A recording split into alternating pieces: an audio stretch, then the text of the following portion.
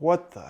What's going on, guys? Josh from soccerreviewsforyou.com, bringing you my review plus on-feet video of what is easily one of the most underrated soccer cleats on the market right now that almost nobody knows about, and that is the made in Japan Mizuno Rebula V1 in what is an obnoxiously bright safety yellow and black colorway. Probably one of the brightest shoes of 2018 so far. Certainly the brightest as far as leather shoes go. I almost dropped them. Come on. Anyways, from a quality standpoint, made in Japan Mizuno products are always top notch. And as far as leather shoes go, this is arguably the best quality kangaroo leather upper you'll find on anything right now. And it's fairly unique as far as the design is concerned, with the off-centered lacing system, the internal memory foam support cage, and a stud pattern that I wouldn't say is particularly aggressive, but the shoe as a whole feels very well put together. And it's just an extremely solid package. The only downside of these is that they are relatively expensive. The made in Japan variation of the Rebula, which in North America is the only version on offer, retails for $300. So they are quite expensive, but if you are interested in a pair for yourself, I'll leave a little pop-up on screen, or you can click the first link down below. That'll take you to the review page on my website, where you'll find buy it now links with exclusive SR4U coupon codes, where you'll actually be able to pick these up below their normal $300 retail price. But in today's video, we're gonna go over what these things are all about, including how they fit and feel on feet. So if you're interested in learning more, please stick around. If you guys do end up enjoying the video and perhaps wanna see more Mizuno reviews on the channel, don't forget to support this one with a like. And if you're new here watching for the first time and enjoying what you see so far, don't forget to hit that subscribe button for daily videos on all the latest and greatest soccer gear. Included with the boots is this special box that says Made in Japan.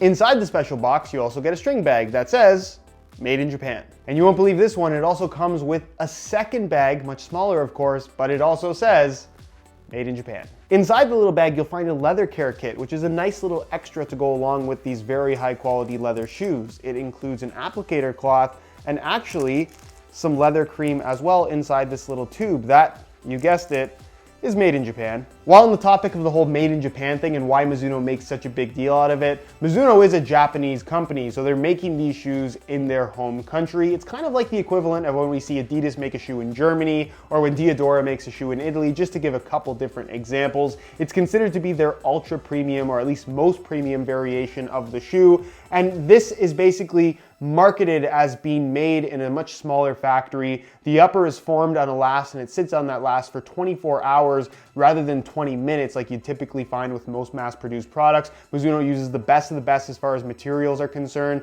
and the build quality always ends up being top-notch with made in Japan Mizuno products. So yes, they're a little bit more expensive, but if you're looking for the best of the best of what Mizuno has on offer, and honestly the best of the best as far as overall quality from a top-end soccer cleat is concerned, it's really, really hard to argue that these aren't the nicest quality shoes that money can buy. Now, as far as the look and colorway is concerned, these are obviously very, very bright. The color is technically safety yellow from Mizuno, but it's kind of the equivalent of Nike's Volt yellow or the neon yellow that we see from pretty much every brand at one point or another. The fact that these are kangaroo leather is something that we don't see quite as often from any brand at all. And honestly, now that I see these in person, I really think that Mizuno made a bit of a mistake launching the Rebula in the black and silver colorway that they did, just because black boots don't necessarily appeal to a younger generation. So if you want to get that younger generation excited about your brand new product, that being basically your biggest buyers group, launching a shoe in black, in my opinion, probably wasn't the right thing to do. Had they launched it in this color, the shoe itself would have got a whole lot more attention, but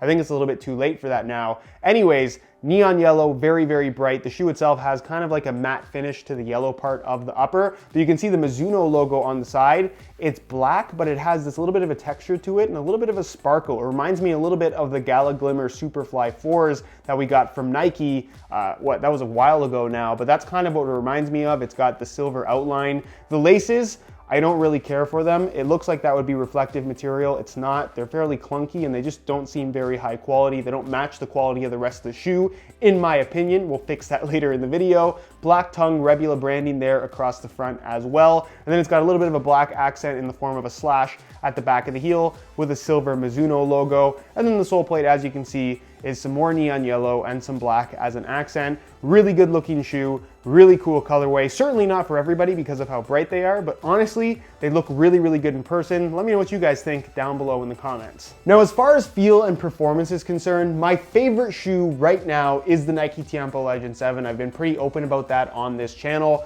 but if I'm naming my second or maybe even third favorite, I'm undecided on what comes after the Legend 7. This is definitely up there. I think that these are legitimately some of the best boots on the market right now, especially if you're a fan of soft kangaroo leather. Now, in comparison to the Legend 7, the leather on this shoe is definitely a lot thinner and it softens up tremendously as you wear them in. Obviously, they're going to be super soft out of the box, but trust me, after about an hour or 2 sessions or so, you're going to find that these just melt on your feet and are just extremely comfortable, basically like wearing soft leather socks, but they don't overstretch. And a lot of that is due to this control frame that they've implemented basically in the form of a memory foam cage that runs on the underside of the leather. And you can see it in the form of texturing on the surface of the shoe. And this is something that we have seen from other brands in the past. Nike, Adidas has done it as well. A lot of brands have kind of experimented with utilizing a support cage rather than stitching for the leather and reinforcing it in general. And this doesn't really have any stitching on the upper whatsoever,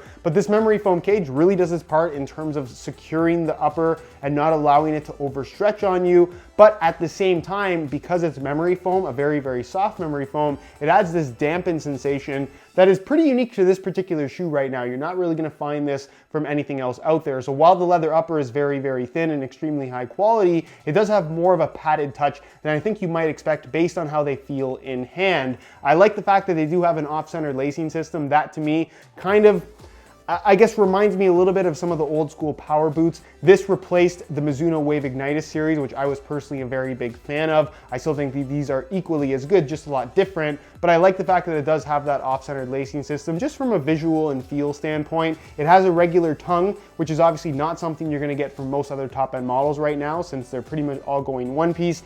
The tongue itself, I don't mind that at all. I actually really, really like that, just because it does make them a lot easier to put on and take off. Honestly, once the shoes are actually laced up, I don't feel like the whole one-piece thing really makes for that big of a difference as far as performance quality is concerned. Obviously, that's going to vary from shoe to shoe, but for this style of shoe, I don't think it matters too much that it isn't one piece. The lacing system is also nice and deep, which allows you to get a nice, secure fit through the midfoot. It's more responsive than you might expect. Not quite on par with the Nike Tiempo Legend 7, but definitely it comes very, very close. The heel area, it's cut low. I really like that. It's got good depth to the fit in the heel as well, so lockdown is absolutely fantastic. And as far as the heel liner is concerned, it's got this textured synthetic leather material with plenty of extra padding. Very, very comfortable. No issues with slippage whatsoever. When it comes to insoles, Mizuno really knows what they're doing, and they definitely separate themselves from everybody else with the liner that they use. Of course, being a made in Japan product, it does have the made in Japan branding right there, but you're gonna notice that the liner itself has a little bit of a gritty look to it, and that's kind of what it feels like. It almost feels like a really fine grit sandpaper, which you might think is uncomfortable, but when you have these on with socks, of course, it grips the socks tremendously well and prevents any kind of sliding on the base of the sole, giving the shoes a much more responsive sensation, essentially doing the same thing that grip socks would do, but in the form of an insole without having to use grip socks. And you'll find this on a lot of made in Japan Mizuno products. It legitimately works very, very good. And I'm not sure why other brands don't do the same. Maybe they have some kind of patent on it. I'm not 100% sure, but I really like this aspect of a lot of Mizuno products. You're also gonna find that the insole itself is pretty straightforward. Honestly, the rest of it's nothing special. It's a single layer of this white foam. It's got good durability to it. It's not quite as soft a foam as you'll find from a lot of other brands, so the durability aspect's gonna be pretty good. It's definitely a little bit thicker in the heel as well. But as far as removable insoles are concerned, that liner makes a really big difference. As far as the sole plate and stud pattern is concerned, there's a lot of tech behind what's actually happening here. And if you go on Mizuno's website, which is really the only place where you're gonna find any kind of detailed explanation on what exactly is happening, specifically with these studs that have 2 different types of plastics for the sake of being a little bit more flexible and offering better stability when planting your foot for a strike. But when you go to their website and read the tech specs, a lot of it's in Japanese. You have to translate it yourself. And the parts that are actually translated to English aren't translated all that well based on what I found. So it's really difficult to understand exactly what this tech is supposed to do, but actually having used the shoes myself, because I'm all about what they actually feel like rather than what the brand claims, honestly, this feels like a pretty regular sole plate and stud pattern, which is not a bad thing at all. The sole plate has excellent flexibility to it, which I think works well for this type of upper that's so soft and so flexible in the first place. So you don't want the sole plate to be the restrictive aspect of the shoe. It also does have the rivet here at the front connecting the sole plate and the upper. So separation is likely not going to happen in that very common spot on the shoe. I'm not sure why more brands don't implement a rivet. I suppose it might be a little bit of a heavier thing to incorporate in the shoe, but it works really, really well as far as durability is concerned, something that I don't often talk about in my videos because it's very difficult to predict how long any shoe will last. But as far as Mizuno products are concerned, especially the made in Japan ones, they tend to be the most durable out of anything out there, if that's something that you were wondering. As far as the stud pattern is concerned, again, aside from the technology that I talked about that doesn't seem all that noticeable, the studs themselves are kind of these oval shaped bladed studs. They feel more like conical studs than anything, but definitely have some aggression to them, not overly long, and it is technically a firm ground stud pattern, but that's not to say that you couldn't get away with using these on artificial grass. I have personally done it. It's not unsafe. It doesn't feel bad in any way at all. Stud pressure is not an issue. Just keep in mind that durability is going to take a hit whenever you wear firm ground shoes on artificial grass, because technically these were not made for that particular playing surface, but I guess do that at your own risk. Overall, I actually do like the sole plate and stud pattern. It's certainly not my favorite. It's certainly not the most aggressive, but I think it does suit the style of shoe that this is. As far as weight is concerned, in a size 9.5 US, these guys weigh in at 8.4 ounces, which isn't super lightweight for a top-end model these days. Again, if we're comparing it to the Legend 7, those are gonna be about a full ounce lighter than these, and that is noticeable on feet.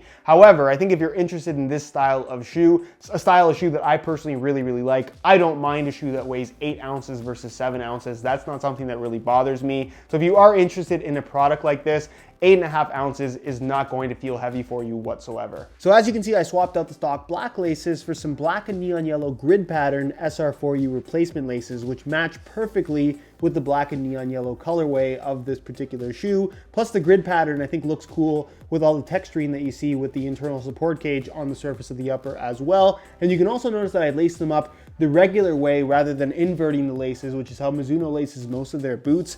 I personally just don't feel like that's necessary on this shoe. I prefer it to be like this, but again, it's very much a personal preference thing in terms of how you lace them up. Anyways, if you are interested in some replacement laces for yourself, the website to go to is www.sr4ulaces.com. There'll be a little pop-up on screen as well as a link down below in the description. So if you're interested in a pair, be sure to go ahead and check that out. On feet, these are really, really comfortable out of the box. I think one of the first things you'll notice with this shoe is the insole. It actually does grip your socks.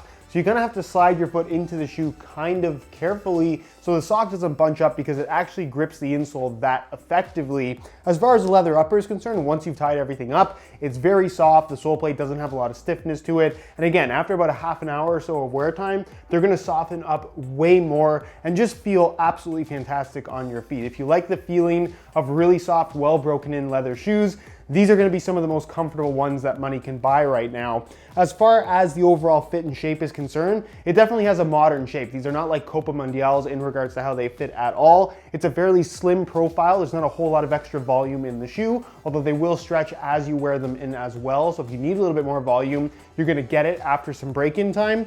And really, they fit really nice. I don't want to say that they fit like speed boots because they're not overly tight by any means at all, but they definitely have a snug sensation. And because of the deep lacing system allowing you to open up the upper pretty well, these will fit most people, again, especially after some break-in time, because they will stretch as you wear them in. As far as sizing is concerned, they definitely run true to size. I'm personally like a 9 1/4. I'm wearing a 9 1/2 here, and the fit and length is absolutely perfect. So if you are looking to order a pair of these for yourself, I would personally recommend going true to size in order to achieve the best possible fit. So in conclusion, if you're a fan of really good durability and build quality, if you're a fan of super premium kangaroo leather uppers, and if you just like to have something different than what everyone else is wearing, the Mizuno Rebula V1, the made in Japan variation, while expensive, is absolutely one of the best, if not the best options on the market that meets all of that criteria. Anyways, guys, that is it for my review. If you enjoyed, don't forget to support it with a like. And again, if you're interested in a pair of these for yourself, you can click the first link down below. That'll take you to the review page on my website, where you'll find buy it now links with exclusive SR4U coupon codes,